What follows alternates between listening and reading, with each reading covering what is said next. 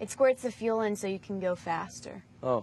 Ça ne vous est jamais arrivé de regarder un film et de vous demander It looks like your distributor cap's a little loose.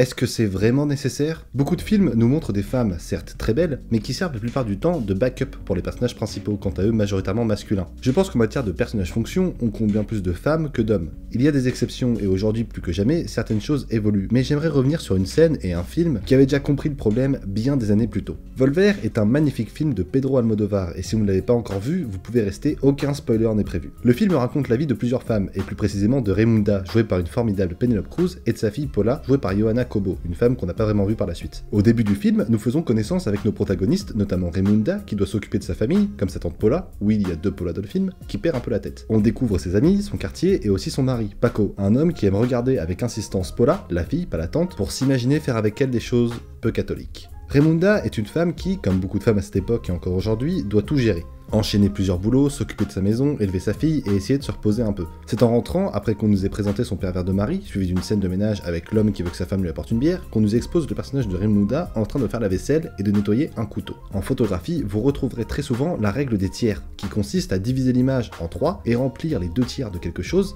et le dernier tiers d'autre chose. Cette façon de cadrer est très classique et permet de vous amuser pendant un bon bout de temps. Beaucoup d'images sont composées de cette manière car elle permet de mettre en avant un retrait oppressé ou bien simplement magnifié. C'est une structure classique dans le langage visuel. Ce plan est une plongée extrême parfaitement composée. Nous avons les 2 tiers de l'image qui sont occupés par l'évier et le couteau et un tiers par la poitrine de Raimunda. Et ne nous voilons pas la face, ce tiers de l'image est très clairement ce qui vise à attirer notre attention. Almodóvar connaît son actrice et sait parfaitement sur quoi le spectateur va se concentrer en la regardant en hauteur. Ce n'est pas que Penélope Cruz est uniquement définie par sa poitrine, d'ailleurs cette poitrine ne sera mentionnée qu'une seule fois dans le film et à la fin, c'est simplement qu'il en joue, comme si nous voulions que cette poitrine soit l'objet d'un désir très concret et très visuel. Ce plan où le bustier de Penélope Cruz est mis en valeur nous fait oublier les 2 autres tiers de l'image et donc le couteau. Ce qui n'est pas très logique parce que le mouvement principal vient de sa main qui nettoie et sa poitrine ne bouge que très peu. Nous devrions être attirés par ce qui bouge, autrement dit le couteau, qui est un avertissement pour d'ores et déjà nous prévenir de ce qui va libérer ces femmes. Parce que le lendemain après la vaisselle, après avoir travaillé toute la journée, Raimunda rentre chez elle. Elle croise sa fille Paula, frigide, dans la rue et c'est en montant qu'elle découvre que Paula a tué son père, qui voulait l'agresser sexuellement.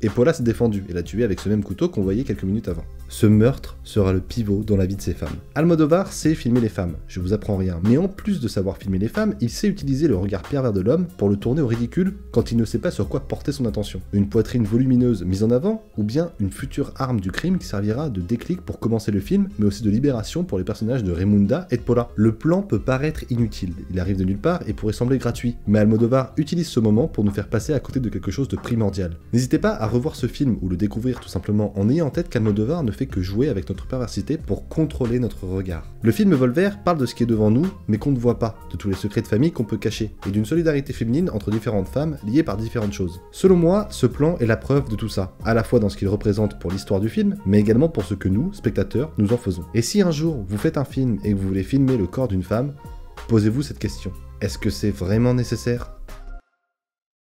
Et voilà, merci beaucoup d'avoir regardé cette vidéo jusqu'au bout, j'espère qu'elle vous aura plu. Si ça vous a plu, n'hésitez pas à lâcher un petit pouce en l'air parce que c'est vraiment gratuit et ça m'aide et c'est vachement cool, donc merci beaucoup. J'ai d'autres petites analyses comme ça de moins de 5 minutes sur ma chaîne, sur des petites scènes, sur les concepts d'un film ou quoi que ce soit.